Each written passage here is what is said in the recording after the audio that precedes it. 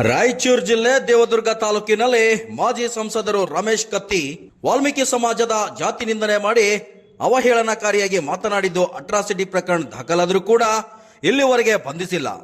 ಕೂಡಲೇ ಬಂಧಿಸಬೇಕು ಅಂತ ದೇವದುರ್ಗ ತಾಲೂಕಿನ ತಹಸೀಲ್ದಾರ್ ಮೂಲಕ ಗೃಹ ಸಚಿವರಿಗೆ ದೇವದುರ್ಗ ಕೇಂದ್ರ ಬಿಂದುವಾದ ಟಿಪ್ಪು ಸುಲ್ತಾನ್ ಚೌಕ್ ಎಲ್ಲ ರಸ್ತೆ ಬಂದ್ ಮಾಡುವ ಮೂಲಕ ಬೃಹತ್ ಪ್ರತಿಭಟನೆ ಮಾಡಿ ತಹಸೀಲ್ದಾರ್ ಆಫೀಸಿಗೆ ತೆರಳಿ ಮನವಿಯನ್ನ ಸಲ್ಲಿಸಿದರು.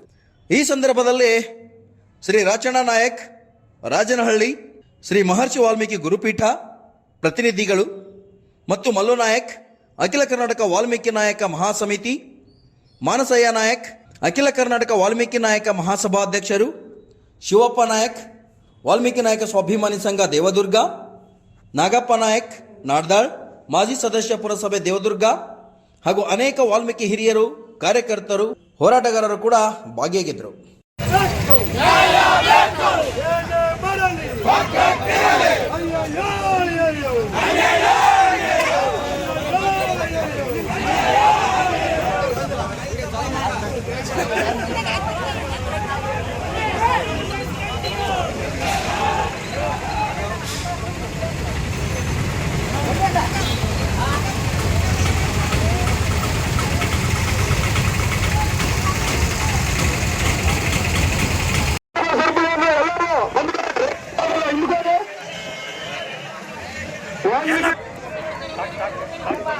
ವಾಲ್ಮೀಕಿ ವಲಸೆಬಾಯಿಯ ಒಂದು ರಮೇಶ್ ಕತ್ತಿ ಅವರು ವಾಲ್ಮೀಕಿ ಸಮಾಜದ ಬಗ್ಗೆ ಅವಮಾನಕಾರಿ ಕೊಡುವ ಮೂಲಕ ಸಮಾಜಕ್ಕೆ ಒಂದು ಅವಮಾನ ಮಾಡಿದಂತಾಗಿದೆ.